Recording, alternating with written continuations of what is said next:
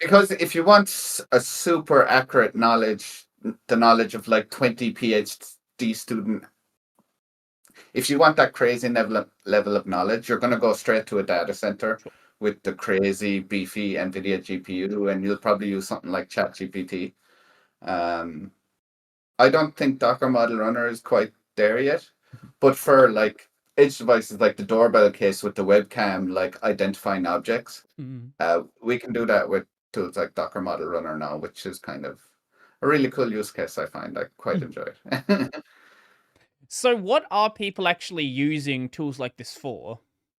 Because obviously, when you're running a local model, the scale of what you can do with it is considerably less than if you have, however many GPUs OpenAI happens to have at this point.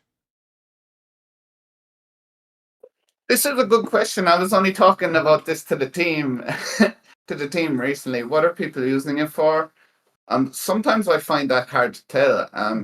Obviously, we have some telemetry we can gather via Docker Hub. I think last week we hit a record. Um, there was like 300,000 model pulls last week, and a lot of them were Llama Mhm. Llama 3 from Facebook. Uh, Meta, sorry. Yeah, I still call him Facebook. I'm stuck in the past. Mhm. But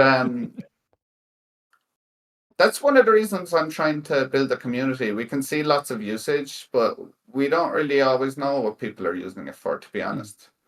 Because there's a lot of Docker Model Runner. It's just a tool, right? It's Right, like right. there's privacy there. So um, that's one of the reasons I'm on the call. We know it's being heavily used, and we're not always quite sure what the usage is. But if we can build a community and get people to contribute features that they care about and open issues about and describe their use cases, Mhm. that would be very beneficial. So my honest answer is I'm not quite sure. Well, what about yourself? Like, what do you use these tools for? I use it for all sorts of things. I find AI code review tools quite useful. Mm. I turn that on for all my repos I create these days, Mhm. because the AI code review tools, I find they often pick out things that a human would just miss. Mm. So I find that very useful. I have used AI to write code sometimes. Um, but I'll be honest, sometimes AI writes code for me, and I'm like, that's a load of crap. I don't know, is it hallucinating or whatnot? Right. But there are other times I was like, oh my God, that's perfect. And I've ended up using 80% of the solution with little edits. Mhm. I read a lot of blog posts. I use it to help write blog posts sometimes, even sometimes email. Mm. So yeah, even though English is my native language, sometimes I find it can be more articulate than me. Mm. Well, code review, I do want to sort of touch on. Like, I hear obviously a lot of like code generation stuff, but what is it doing on the code review side? Is it sort of identifying problem areas? Like, what is it? What is it act like? What's an example of somewhere you've used it?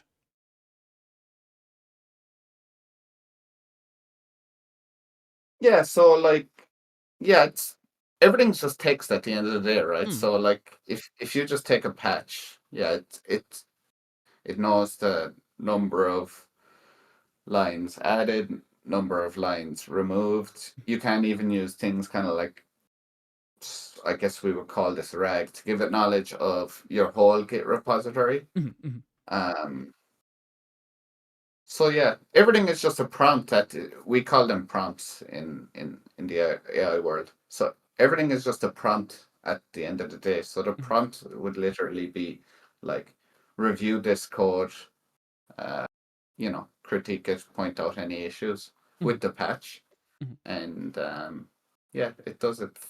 It does it thing. Yeah.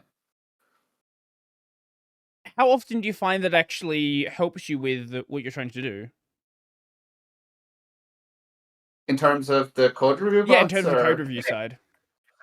um,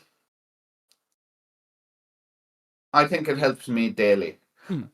One thing I will say about the code review bots is it often will leave, like, let's say there's 1,000 lines of code, it will often leave 10 comments. Uh, Sometimes they're all pretty much useless because it misunderstood Right. stands the code. sometimes 50%. I'm like, yeah, that's right. I should really take that into account and change the code. And sometimes it's 100%. And sometimes people laugh at AI code review tools because they're kind of like, oh my god, what stupid feedback. Mhm. But but for me, that's not the point. Like it's pointing out areas that you should consider looking at. Mm. You can ignore the feedback if it's crappy, but genuinely, there's lots of cases that I've seen it point out pretty critical things that I believe would have been missed by a human. Mm.